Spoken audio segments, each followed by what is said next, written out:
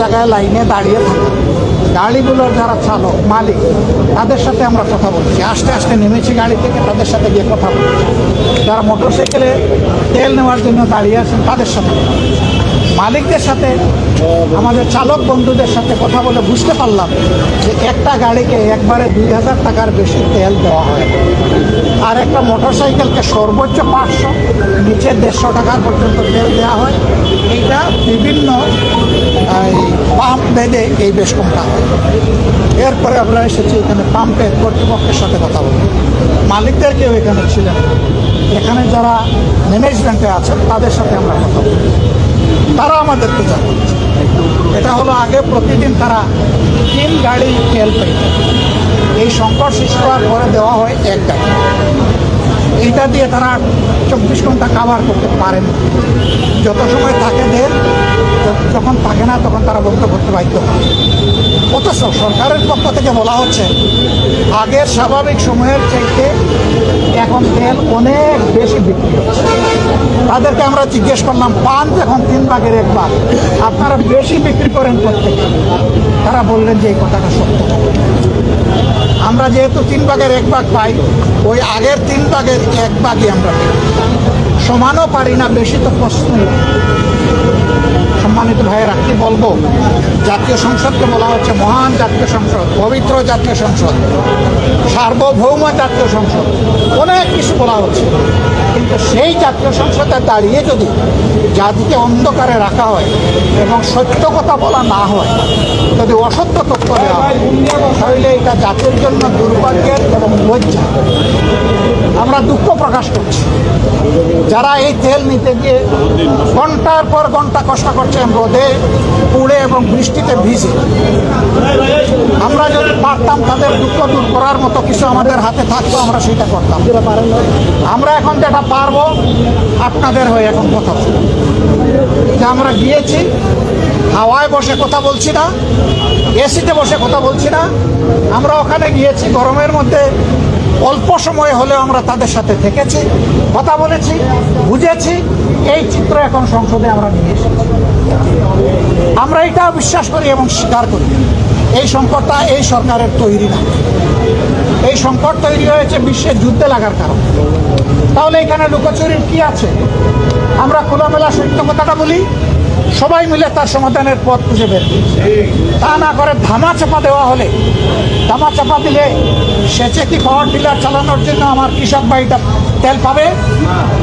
যারা বাইক চালাইয়া নিজের সংসারটা কোনো স্রোত নির্বাহ করে, আমি জিজ্ঞেস করেছি ভাই আগে কত? বলে যে আগে 2000 টাকা রুজি করতাম, এখন কত? না এখন তো 500 টাকা। অথচ দ্রব্যের মূল্য বেড়ে গেছে 2টা কারণে। একটা হলো তেলের বাজারে অস্থিরতা, সংকট, এই জন্য পরিবহন খরচ বেড়ে গেছে। আর একটা হলো চাঁদাবাজির রেটও বাড়ায় গেছে। এই 2টার ভার এসে সাধারণ জনগণের গাড়ি পড়েছে। আমরা ইনশাল্লাহ এই ব্যাপারে কথা বলবো। আমরা সকল অন্যায়ের বিপক্ষে। আমরা বলতে খারাপ, আপনাদেরকে বাদ দিয়ে নয়, এই সবাই মিলিয়ে আমরা। আপনারা আমাদেরকে সংসদে পাঠিয়েছেন ভোট দিয়ে, আশা করেছিলেন আমরা সরকার গঠন করব। আল্লাহর ইচ্ছেটা হয় নাই, এই নিয়ে কোনো আফসোস নাই। আমরা সরকার গঠন করলাম কি করলাম না, এটা আমাদের কাছে বড় ব্যাপার নয়। আমাদের কাছে বড় ব্যাপার আমরা জনগণের জন্য কথা বলতে পারলাম কিনা, কাজ করতে পারলাম। আমরা কথাও বলবো, যেখানে সম্ভব কাজও করবো ইনশাআল্লাহ। সব কাজ এখন চাইলেই আমরা পারবো না, যা আমরা পারবো তা আমরা করবো ইনশাআল্লাহ। একদিকে এই অবস্থা, অন্যদিকে আইন শৃঙ্খলা মারাত্মক অবস্থা। আপনারা দেখেছেন আজকে 3 দিন হয়ে গেছে, আর 4 দিন হবে। গাজীপুরের মাওনায় একজন ইমাম সাহেবের মেয়েকে দিনে দুপুরে তার সামনে থেকে ঘরের দরজা ভেঙে মেয়েটাকে কিডন্যাপ করে নিয়েছে কিছু দুর্বৃত্ত। আমরা খবর পেয়েছি তারা রাজনৈতিক পৃষ্ঠপোষকতা এই দুর্বৃত্তপনা করেছে। বাবা বলতেছে আমার মেয়েটা যদি দুনিয়া থেকে চলে যেত এত কষ্ট আমার লাগতো না। এখন আমার মেয়েটা কোথায় আছে আমি তো জানি না। আমি সেই দুর্ভাগা বাবা যার চোখের সামনে থেকে আমার কলিজার টুকরাকে কেড়ে নিল। আমি চেয়ে চেয়ে শুধু চোখের জল পানি ফেললাম, আমি আর কিছু করতে পারলাম না। ও বাবা, জাতি হিসাবে আমরা তোমার কাছে লজ্জিত, তুমি আমাদেরকে ক্ষমা করো। সরকারকে বলবো, প্রধানমন্ত্রীর হস্তক্ষেপে সচিবালয়ের একজন কর্মকর্তা কর্মচারীর এক ছেলেকে এরকম অপহরণ করা হয়েছিল, ওনার হস্তক্ষেপে 24 ঘন্টার মধ্যে মা বাপ তাকে ফিরে পেয়েছে। আমি বলবো আপনার প্রশাসন ব্যর্থ হয়েছে, এখন আপনি হস্তক্ষেপ করে এই নিরীহ নিষ্পাপ মেয়েটাকে তার বাবা এবং মায়ের বুকে ফেলেছেন।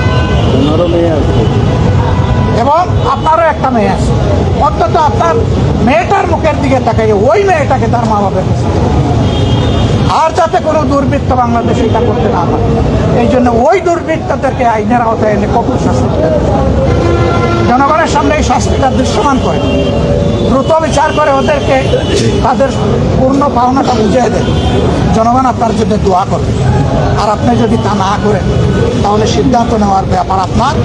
যে দেশের সরকার একটা অবুঝ নিরীহ মেয়ের জীবনের নিরাপত্তা দিতে পারে না, সেই সরকারের দেশ চালানোর নৈতিক অধিকার কতটুকু সেটা আপনারাই বিচার করবেন, আপনাদের করছেন।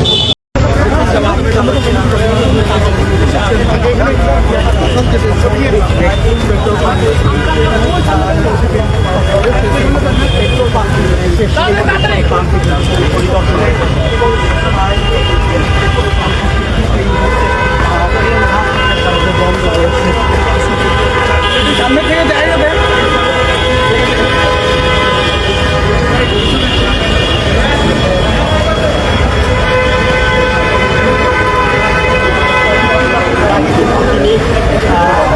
শ্যামলীর যে শিশু হসপিটালটি রয়েছে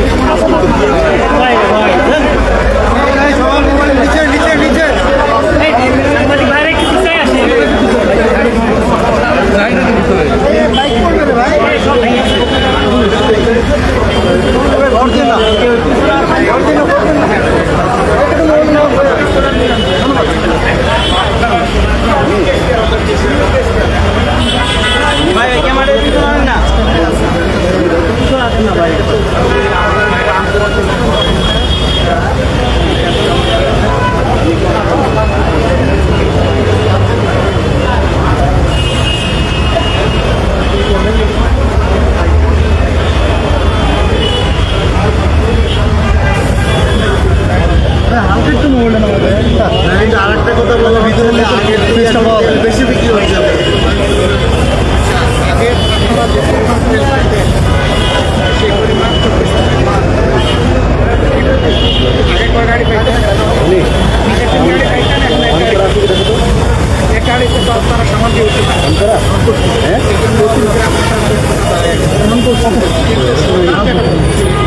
আমাদের জ্বালানি মন্ত্রী যে বিবৃতিটা দিয়েছে, আগের যে